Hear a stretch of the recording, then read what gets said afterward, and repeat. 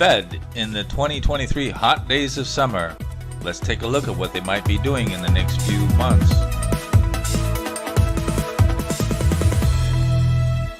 Hello, this is Chart GPT today.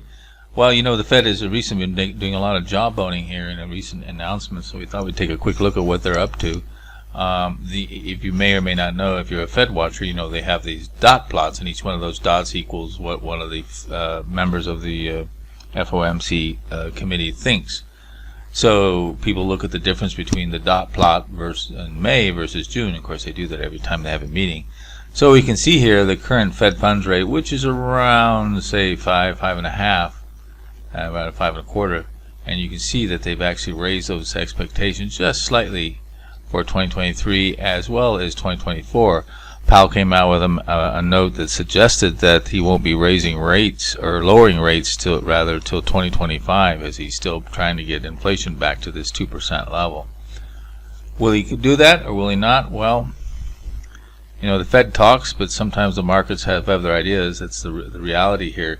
This is the probability of a target rate of around 4% by the end of as you can see there, by December 2024. It's kind of interesting there, and of course I probably have a slightly different take. I think the economy is far worse than what they're letting on.